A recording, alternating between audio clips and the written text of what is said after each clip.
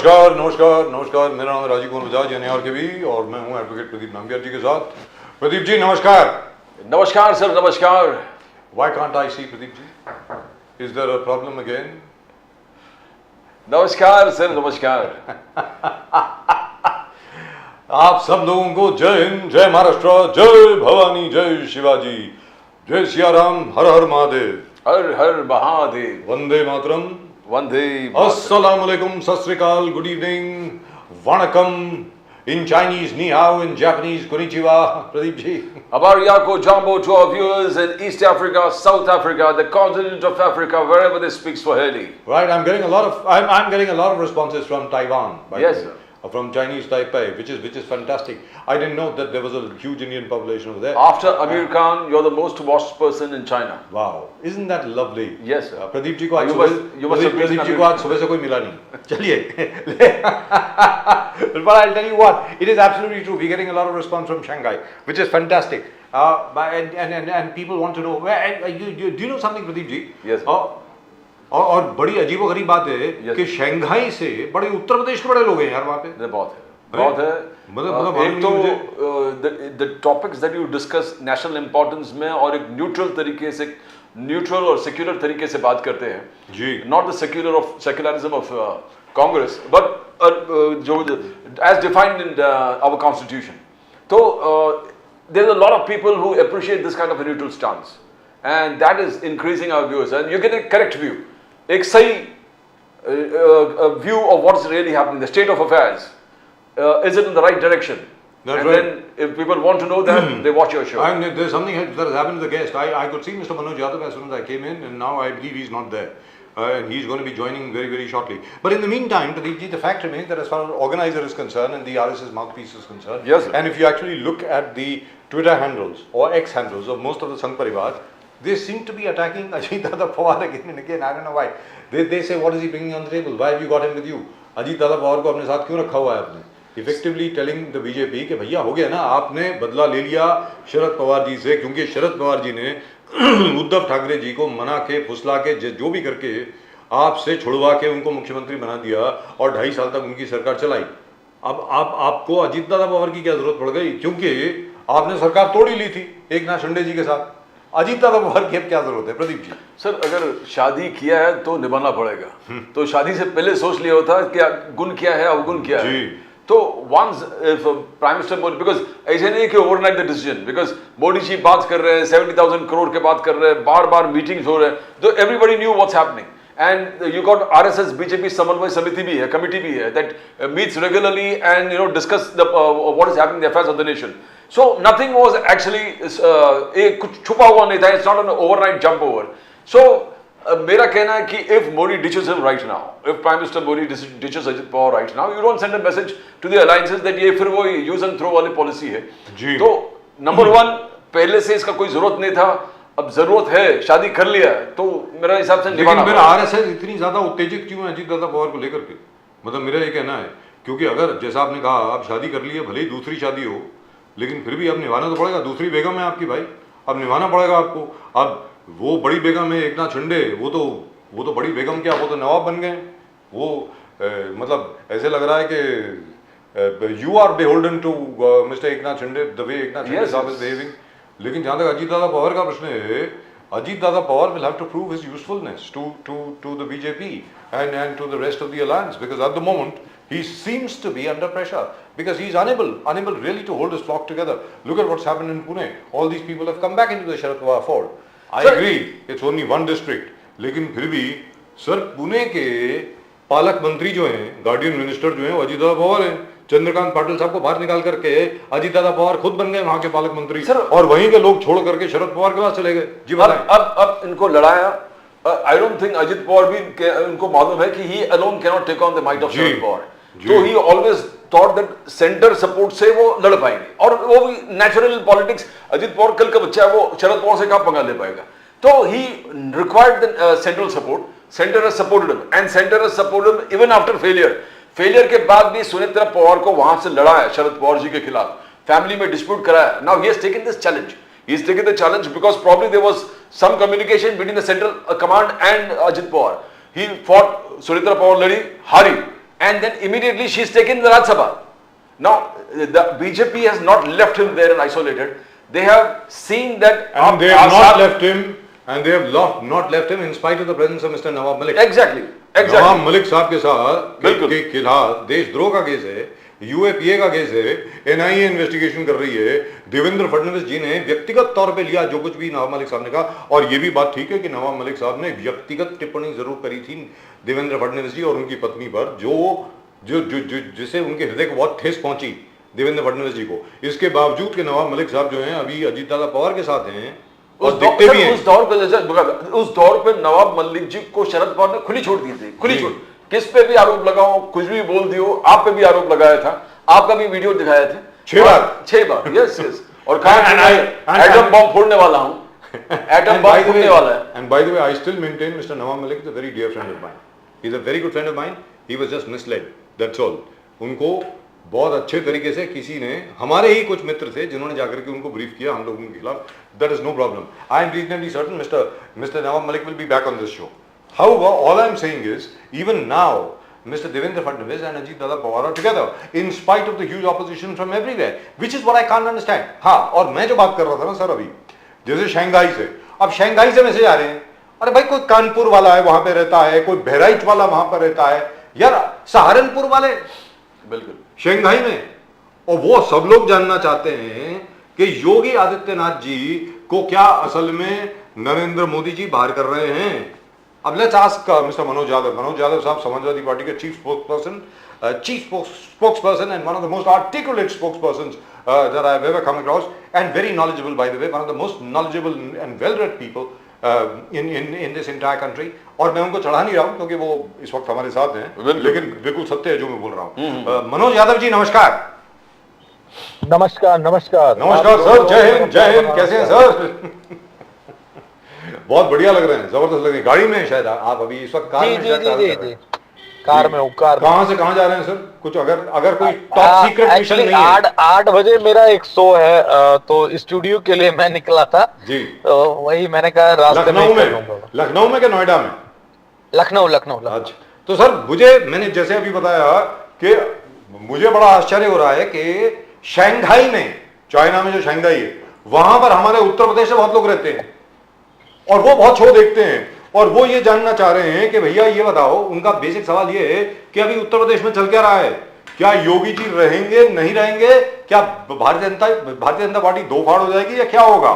और हर एक ने कॉन्ग्रेचुलेट किया है सर, इसमें कोई वो दो राय नहीं है, हर एक ने बिल्कुल बधाई आपको भेजी है, शुभकामनाएं भेजी है समाजवादी पार्टी को और अखिलेश यादव जी को आपकी लोकसभा की परफॉर्मेंस पे।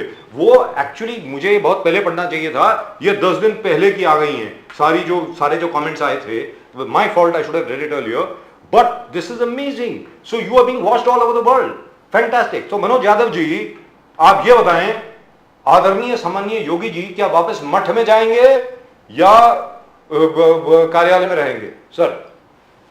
नहीं, बड़ा आप इस वक्त पूरी तरीके से बर्निंग वाला सवाल पूछ रहे हैं। जल रहा है ये चारों तरफ सवाल, मीडिया में, सोशल मीडिया में, बीजेपी के कार्यालय में, बीजेपी के विपक्ष में, पक्ष में, सब जगह ये बिल्कुल ज्वलंत सवाल है कि योगी जी मठ में रहेंगे या जाएंगे।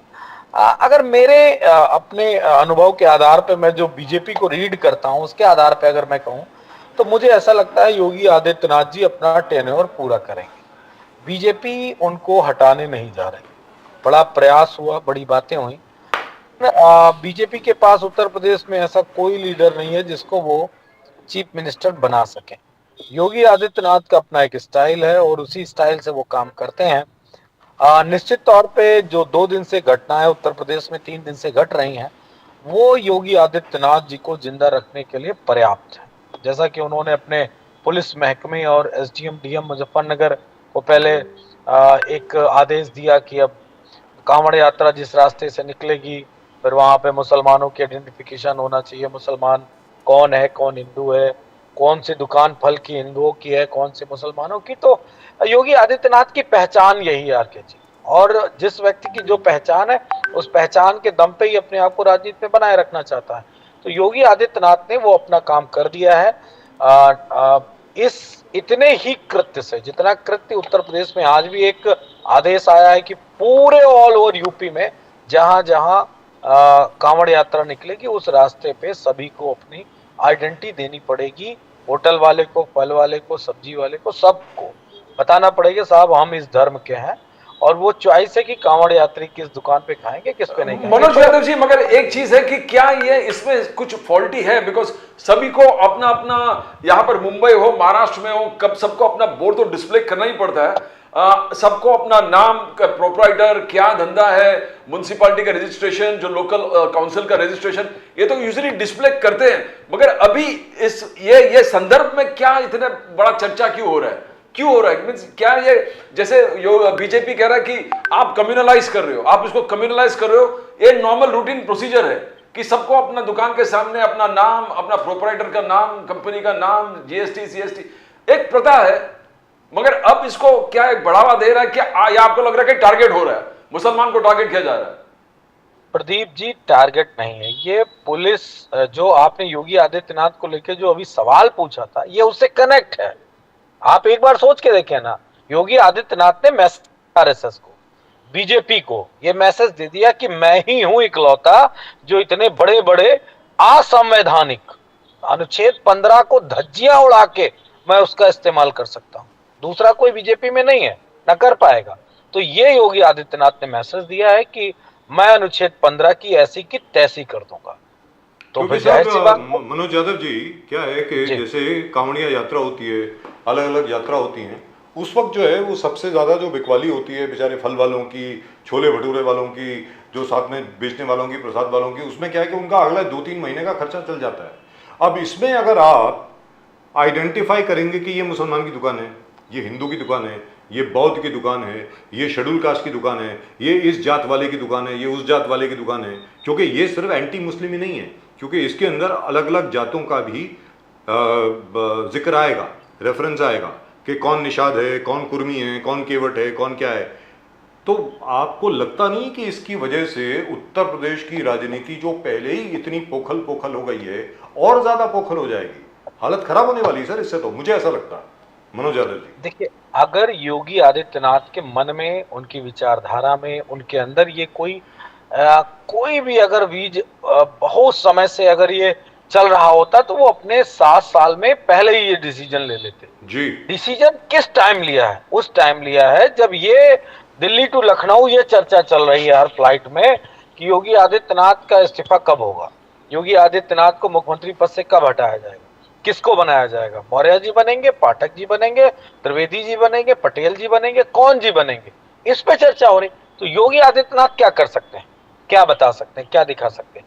वो कोई वीडियो भी नहीं बना सकते कि मैंने ये वाला रोड बनवा दिया, मैंने यहाँ मेट्रो बनवा दी, यहाँ मैंने बस स्टॉप बनवा दिया, यहाँ मैंने स्कूल बनवा दिया, ऐसा कुछ वीडियो बना नहीं सकते हैं रीजन, क्योंकि वो कुछ है भी नहीं। अगर जैसे ही बनाओगे उसमें समाजवादियों का काम झलक जाएगा तो प्रचार हमारा ज्यादा हो जाता है, उनका कम हो जाता है, ये भी एक समस्या है। जैसे पूर्वांचल एक्सप्रेसवे का वीडियो दिखाएंगे तो हमारे नेता तो नहीं पीछे झुकने वाले ना, हमने 75% जमीन अधिग्रहण किया तो हम अपना भैया क्रेडिट लेने में पीछे कभी नहीं रहेंगे। हमने 75% जमीन अधिग्रहण की, हमने किसानों को पैसा दिया, हमने एक रोड मैप बनाया, 300 लगभग 35 किलोमीटर का हमने वो उसको जो भी जितना भी था उसको सब तय किया, सारे मानचित्र किए गए, तो हम तो ले लेंगे। तो उसमें नुकसान है वो, अच्छा नागपुर पे उसका ज्यादा असर भी नहीं, असर किसका होगा? हिंदू मुसलमान का, क्योंकि नफरत की जो पहली और आखिरी पाठशाला वो नागपुर में ही है। आपके यहाँ जहां से आप बैठे वहां से थोड़ा नजदीक है, यहाँ से तो मान लो दूर है, तो उसका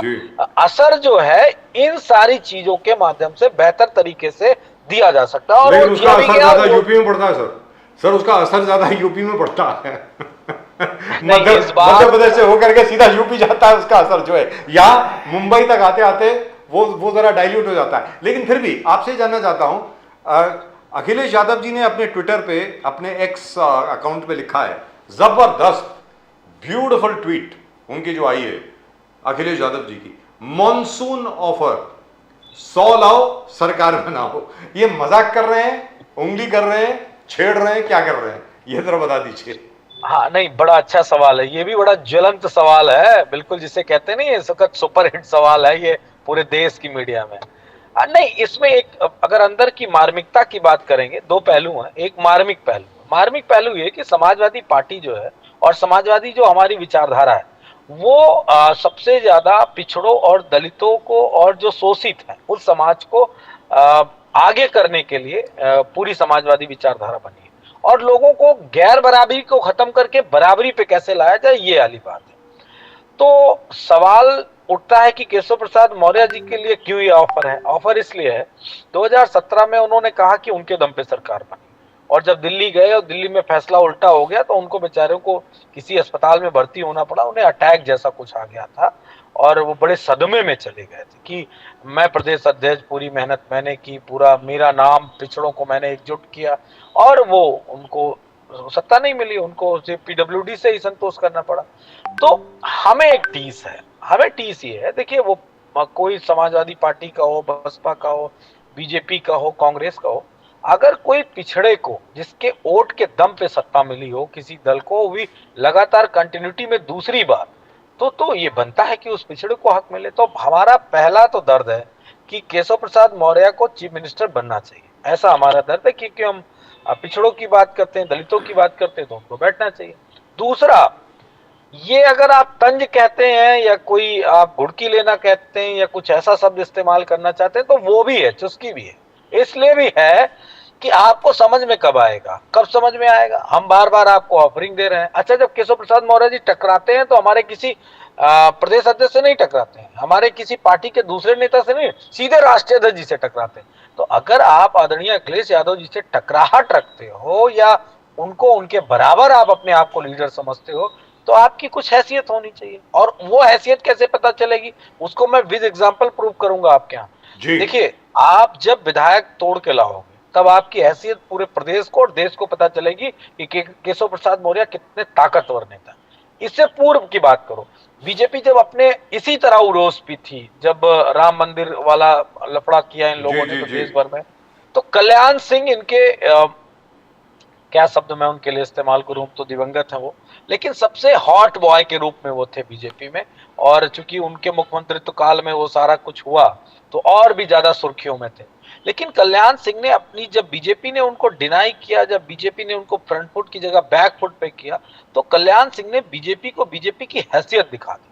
और उनकी दिखाई हैसियत बीजेपी को लगभग 14, 15, 16 साल सत्ता नहीं नसीब हुई उत्तर प्रदेश में, क्योंकि उनका एक स्टैंड हो गया था। फिर उनको खैर वो हमारे दल में आए, इसके बाद उन्होंने अपना दल बनाया, फिर उनको फिर बीजेपी में बैक होना पड़ा। तो अगर कल्याण सिंह को आज पूरी दुनिया जानती है, मानती है और वो समझती है कि वो बड़े डिसीजन लेने वाले नेता थे, तो अगर केशव प्रसाद मौर्य जी में थोड़ा सा भी है, लगता है कि नहीं मैं बिग लीडर हूँ, उत्तर प्रदेश का पिछड़ों का नेता हूँ और अपने समाज की बात उठा सकता हूँ, बेहतर तरीके से हमारे समाज का रिप्रेजेंटेशन मैं कर रहा हूँ और उनका सहयोग भी हमें मिल रहा है, तो केशव प्रसाद मौर्य जी को कोई बड़ा डिसीजन लेना चाहिए। अगर वो नहीं ले पाते तो उनसे एक ही अनुरोध है, आदरणीय राष्ट्रीय अध्यक्ष जी को आप टारगेट मत किया करो, आप योगी आदित्यनाथ टारगेट किया करो, तब भी आप बड़े नेता बन जाओगे। हम तो आपके सम्मान के लिए कह रहे हैं, 100 लाओ, सरकार बनाओ, मुख्यमंत्री का पद पाओ, इस टूल से निजात पाओ। अब उसके बावजूद अगर वो नहीं समझ पा रहे तो हम कर सकते हैं। तो 2022 में तो केशव प्रसाद मौर्य जी हार गए थे ना, 2022 चुनाव भी है, बिल्कुल चुनाव हार गए। बीजेपी बुरी तरीके से परेशान थी, ये तो अमित शाह की कृपा थी, क्योंकि 24 में चुनाव था मोदी जी का, तो उनको किसी तरह की अभी मुझे 24 में चुनाव लड़ना है, अगर केशव प्रसाद मौर्य को हमने हटा दिया। बीजेपी का ये कल्चर आरके जी नहीं है, बीजेपी का स्पष्ट कल्चर, अगर हार गए तो घर बैठो, संगठन में काम करो, अगर तो सत्ता की बात करो। अगर तुम्हारा रिप्रेजेंटेशन तुम्हारी कौम की वजह से, तुम्हारे वर्ग की वजह से ज्यादा है, अच्छा लाभ है, तो साहब ठीक है, तुमको बहुत अच्छा मजबूत पद आपकी पल्लवी पटेल जीत गई थी वहां से। निश्चित तौर पे पल्लवी पटेल जी ने उनको लगभग 7,000 वोटों से हराया था, ये मुझे आंकड़ा भी याद है, 7,000 समथिंग कुछ वोट था। तो लेकिन मैं ये पूछना चाहता हूँ कि आखिर मतलब कब तक अंतरात्मा नहीं जगेगी, कब तक अंतरात्मा नहीं जगी, कब तक आप ताकतवर नेता। और इस बार अगर केशव प्रसाद मौर्य जी ने अपने आप को प्रूफ कर दिया तो ठीक ना, दोबारा इस जीवन में मेरी भविष्यवाणी आप फिर नोट कर लो, जब तक हम लोग राजनीति करेंगे देख लीजिएगा केशव प्रसाद मौर्य कभी इस तरह फ्रंट। मनोज यादव जी कैसे होगा, बिकॉज बीजेपी के 15 पेज का रिपोर्ट है कि हार हम लोग किस लिए हारे, तो उसमें से है ओल्ड पेंशन स्कीम लागू नहीं होंगे, ठाकुर नाराज है, अग्निवीर है, प्रशासन साथ नहीं दे रहा है, पेपर लीक हो रहा है 6 साल से, संविधान बदलने वाली बात है इसलिए सब लोग पीछे हट गए, फिर केशव प्रसाद मौर्य जी के संगठन बड़ा है या सरकार बड़ा है, तो उन सब का सॉल्यूशन निकाल के 15 पेज का रिपोर्ट, तो आपको लग रहा है कि ये आइडेंटिफाई हो गया प्रॉब्लम, अब फिर बीजेपी हार सकता है क्या? नहीं, कोई रिपोर्ट नहीं, कोई बिंदु नहीं, कोई पहलू नहीं, उसका कोई मतलब नहीं।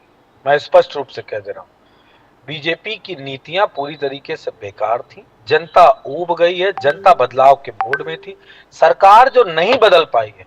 फिर मैं बता रहा हूं, देश में दिवाली नहीं मन पाई, देश में होली नहीं मन पाई। फिर मैं बता दे रहा हूं, देश की जनता चाहती है बीजेपी को हटाना, किसी तरह बेईमानी करके 40-50 सीटें जीत के 240 तक चले गए साहब, बड़े वाले जो दिल्ली में बैठते हैं, हमारे और आपकी दूरी के बीच में लगभग बैठते हैं। तो ये जो दिल्ली वाले साहब है, दिल्ली वाले साहब ने बेईमानी करके किसी तरह अपने आप का बहुमत साबित कर दिया, लेकिन ये चलने वाला नहीं बहुत दिन तक।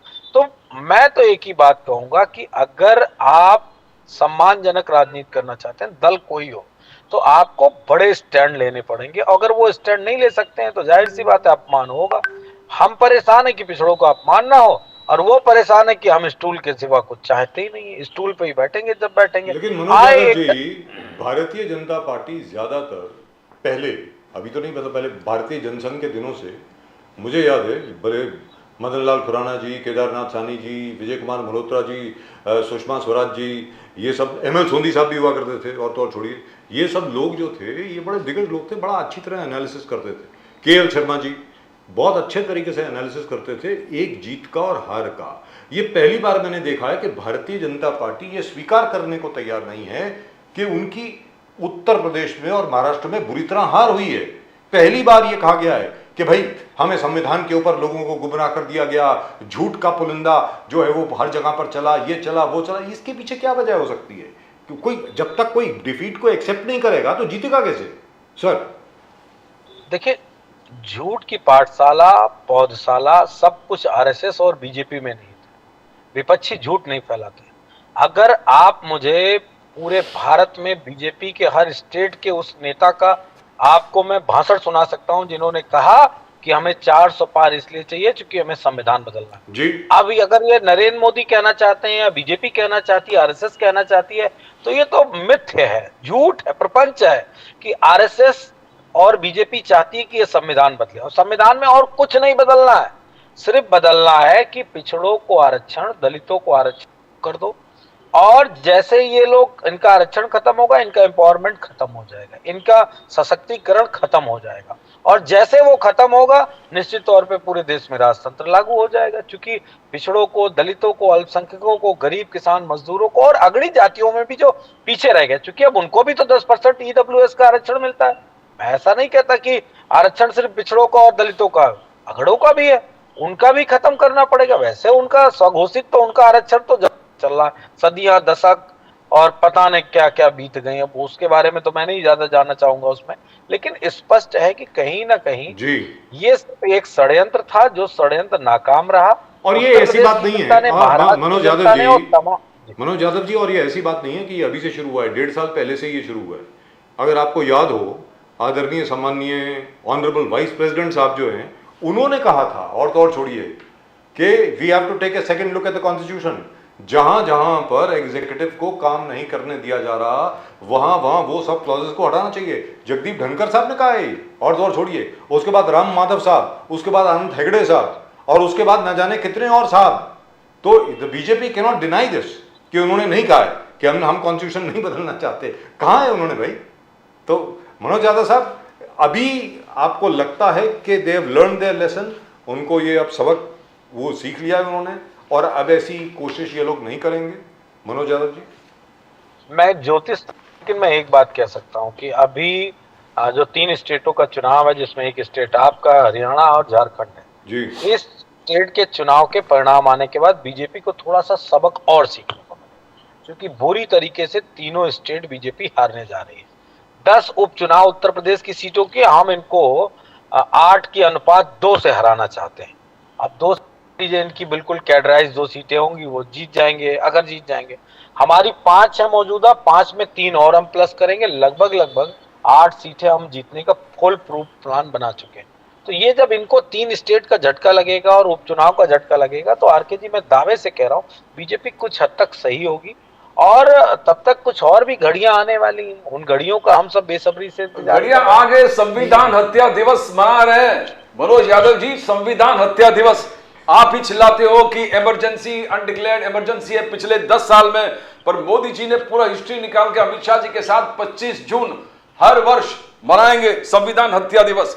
इंदिरा जी ने कहना कि 1,40,000 लोगों को अरेस्ट कर लिया, पूरे देश को जेल बना दिया, 1 करोड़ लोगों का नसबंदी किया। इस चीजों को लोगों को याद दिलाना पड़ेगा। क्या है ये संविधान हत्या दिवस इस प्रकार से डिक्लेयर करना? तो ये क्या इसलिए हाईलाइट कर रहे कि आप बार बार संविधान बदलने की बात कर रहे हैं?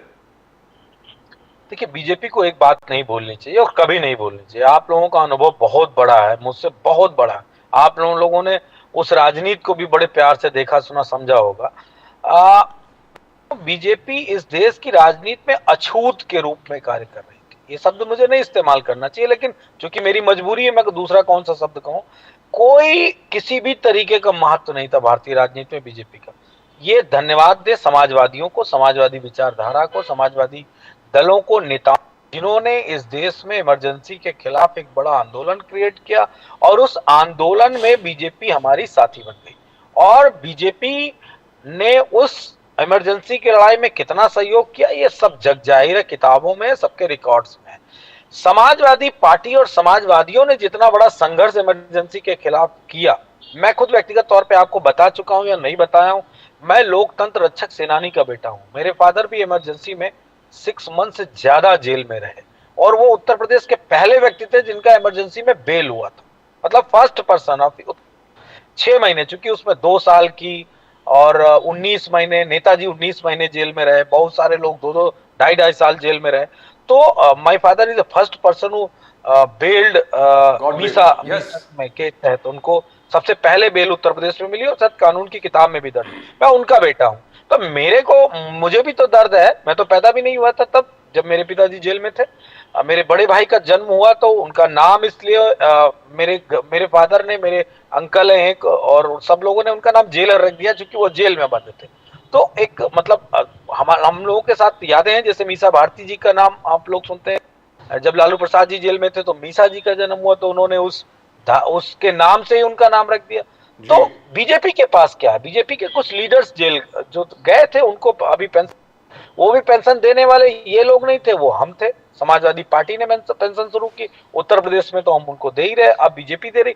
तो बीजेपी अगर ये कोट करती है, ये कहना चाहती है कि वो संविधान हत्या दिवस वो मनाएगी, तो वो मूर्ख है, और इतनी बड़ी मूर्खता का काम कर रही है।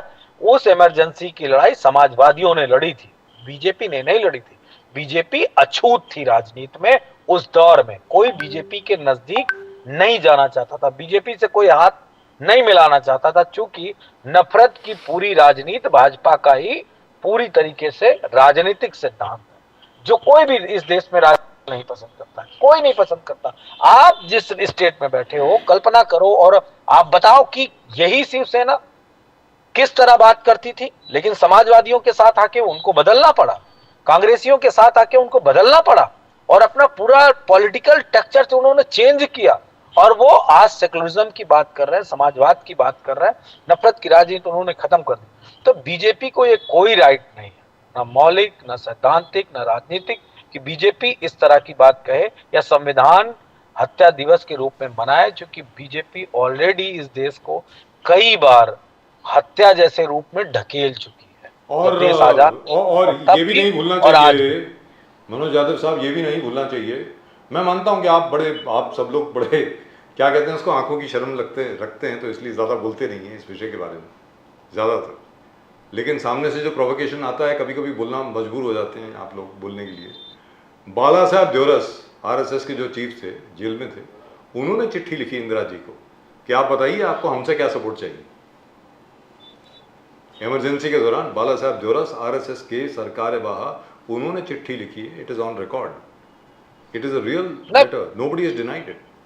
जी बोलिए। बिल्कुल बिल्कुल, ये बात बिल्कुल सही है। इसमें किसी तरीके कितने सारे तथ्य हैं, कितने सारे प्रूफ हैं कि कब कब आपने क्या क्या किया, आजादी के पहले भी, आजादी के बाद भी। उसके बावजूद भी बेहाई से राजनीति करते हैं, बेशर्मी से राजनीति करते हैं। मतलब पा गए, लपेट लिया, नहीं नहीं अब तो छोड़ेंगे नहीं, अब तो हम इसी पे। अरे आपको कितना बेहतर मौका दिया इस देश दिया। बताइए, दो दो बार बहुमत की सरकार, कई दशकों से बहुमत की सरकार पूरे नहीं देश आई। में नहीं बनी किसी दल Correct। की। और राजीव गांधी के बाद तो मुझे नहीं लगता है किसी को बहुमत की किसी सरकार को नहीं मिला।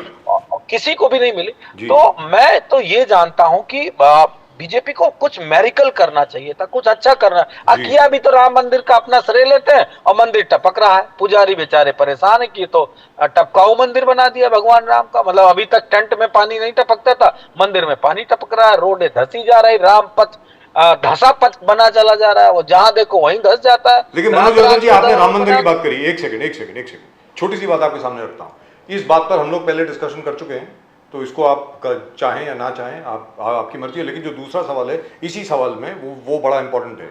अयोध्या में जब आपके अवधेश पासी साहब या अवधेश प्रसाद जी जीत गए, उसके बाद अयोध्या वासियों को जो गालियां पड़ी संघ परिवार के ट्विटर हैंडल से, मतलब वो पड़ी नहीं जाती।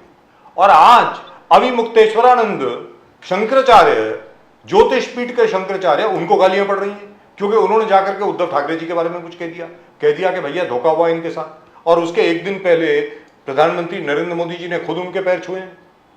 अब आपसे मैं जानना चाहता हूं ये क्या है? मतलब आप शंकराचार्य तक का भी आदर नहीं करेंगे, आप उनका भी आदर नहीं करेंगे जो वोटर्स हैं। आप वैसे कहते हैं कि वोटर जो है वो सर्वोपरि हैं, लेकिन फिर भी अयोध्या वासियों को आप गाली देंगे, ये क्या है यादव साहब? देखिए, एक बात स्पष्ट कर दूं कि ये कहावत है, सबने सुनी है कि भगवान की लाठी में आवाज नहीं होती है। ये बात आप लोगों ने सुनी? जी, I think we just lost him. Are we getting him back? Are we getting Mr. Yadav back? No, Please try and get him back. Probably got a phone call. He's probably got a phone call, so try and get him back, please. I really would like to know what he thinks on this. All right, thank you very much. No, but really, Pradeep No, ji, that's a very pertinent question जो आपने पूछा है. It's a fantastic. I mean, you need an answer for that. Sir Atal Bihari Vajpayee ji का कथन मुझे अभी तक याद है। Yes, yes. जब भारतीय जनता पार्टी की सिर्फ 2 सीटें आई थी, उन्होंने कहा था कि मैं भारत की जनता के सामने नतमस्तक हूँ। Correct. आज उन्होंने हमें सिर्फ 2 सीट पर रखा है, लेकिन बहुत जल्दी हम 300 के ऊपर पहुंचेंगे। Yes, ऐसा अटल बिहारी वाजपेयी साहब ने कहा। Yes, yes. लाल कृष्ण आडवाणी जी ने कहा। किसी ने सर वोटर्स को गालियां नहीं दी। यहाँ तो मतलब what is this? This is crazy. I mean what is going on? The new militant BJP, the new militant जो कार्यकर्ता दिख रहे जी। हैं। Now, certain extent Advani ji ने थोड़ा हार्डलाइन बना दिया था। जी, आज mister Manoj Yadav extremely hardline हो गया मोदी जी। यादव साहब बताएं, एक शंकराचार्य जी को गाली दे रहे हैं। माफी चाहता हूँ, मेरा फोन कट गया था। नहीं सर, फोन आ रहा होगा आपका, बोलिए सर प्लीज। मैं बिल्कुल स्पष्ट कर दूं आपको कि ईश्वर की लाठी जो होती है उसमें आवाज नहीं आती, लेकिन जिस तरीके से आप सबने देखा अभी बिल्कुल स्पष्ट रूप से कि अयोध्या हारने के बाद फिर बद्रीनाथ भी हार गई बीजेपी, और इस तरह सिलसिला चल रहा। जितने भी, चूंकि ईश्वर को केंद्र बिंदु बना के बीजेपी ने चुनाव लड़ा, और आप में वही सारी चीजें लगातार बीजेपी आ रही है, यानी कि वहां के लोगों का मोह भंग हो रहा है। बीजेपी को अब ये बात समझ लेनी चाहिए कि ना तो नफरत की पॉलिटिक्स चलेगी और ना ही भगवान और धर्म की राजनीति चलेगी। राजनीति चलेगी डेवलपमेंट की। हम 21वीं सदी में हैं, वैज्ञानिक की तरफ हम लोग बढ़ रहे हैं। पूरा साइंटिफिक स्ट्रक्चर पूरे हमारे चारों तरफ आवरण में बन गया। कई देश ऐसे हैं जिन्होंने अपना बादल बना लिए हैं, नेचुरल अननेचुरल बादल बना लिए हैं, बारिश करा देते हैं, बारिश रोक देते हैं। कोई सूरज हो सकता बना लिया हो, कोई चांद बना लिया हो, तो हम उस तरफ पहुंच रहे हैं। ईश्वर की आस्था, मैं भी ईश्वर की आस्था को मानता हूं, मैं भी ईश्वर को मानता हूं। वो एक सर्वशक्तिमान ताकत है, उसकी पूजा हम सबको करनी चाहिए। लेकिन अगर आप उसका इस्तेमाल पॉलिटिक्स में करोगे तो निश्चित तौर पे बहुत दिन तक आप उसको नहीं धारण कर पाओगे। तो मैं तो ये मान के चलता हूं कि लोगों ने एक सही और सटीक जवाब दिया है, लेकिन सबसे बड़ा खतरा, ईश्वर तो अपना न्याय अन्याय जो होगा वो रिप्लाई कर देंगे भाजपाइयों को या जो भी गलत करेगा, लेकिन हमारी और आपकी जिम्मेदारी, आर के जी प्रदीप जी, जिम्मेदारी ये है कि हम आप अपने संवैधानिक ढांचे को, लोकतांत्रिक मूल्यों को कैसे बचाएं। अगर हम इसको बचाने में असफल रहे तो निश्चित तौर पे आने वाले समय और आने वाली पीढ़ियां हम लोगों को माफ नहीं करेंगी। मनोज यादव जी, मगर जो हम लोग शुरुआत में बात कर रहे थे बजाज साहब की 100 को लेके आओ और सरकार बना दो, मगर आज अखिलेश यादव जी ने उनको एक क्लास ले लिया उनका मौर्य जी का, जब उन्होंने कहा कि ना सरकार बड़ा है ना संगठन, public welfare is the most important thing. आप पब्लिक वेलफेयर पर ध्यान नहीं दे रहे हो, सत्ते के लालच में इस तरह तो कैसे, बिकॉज मौर्य जी ने कहा था कि संगठन बड़ा है सरकार से, आज अखिलेश यादव जी ने इनको सीख दिया, क्या उन्होंने सब रास्ता बंद कर दिया, बोले कि मौर्य जी आप वहीं पर रहिए? देखिए, संगठन बड़ा ये अपने कार्यकर्ताओं को समझाने के लिए एक शब्द है। लोकतंत्र में जनता बड़ी होती है, लोग बड़े होते हैं। अगर उन्होंने आपको चुना, उन्होंने आपको अवसर दिया है तो आप उनके लिए काम करें। अगर नहीं काम करेंगे तो निश्चित तौर पे आपको जनता भूल जाएगी, और नहीं, अगर एक समय पे नहीं भूल पाएगी तो दूसरे समय पे भूल जाएगी। इस पूरी विकास की परंपरा को अगर कोई राजनीतिक दल गड़बड़ करेगा तो निश्चित तौर पे वो हमारे सिस्टम के लिए दिक्कत वाली बात होगी, और ये सबसे महत्वपूर्ण है। मैं तो यही कहूंगा कि चाहे वो जो भी हो नेता, जो भी सत्ता हो, उसको जनता के लिए काम करना चाहिए। सबसे बड़ी जनता होती है, जनता ही तय करती है कि कौन सत्ता पे बैठेगा। अगर उसके साथ धोखा होगा तो वो जनता भी धोखा देना जानती है। जी मनोज, मैं माफी चाहूंगा, मुझे आखिरी सवाल जल्दी से करिएगा क्योंकि मुझे निकलना है। मालूम है सर, मालूम है। फाइनल क्वेश्चन, आज मुंबई में सम्मान हो रहा है, काफी आपके जो सांसद जीत के आए हैं उसके बारे में कुछ कहना चाहेंगे आप? मुंबई और महाराष्ट्र की जो समाजवादी पार्टी है आज सम्मान कर रही है आपके काफी जीते हुए सांसदों का, उसके बारे में एक शब्द प्लीज। देखिए, समाजवादियों का धमक और खनक बहुत जबरदस्त रहेगी हर जगह।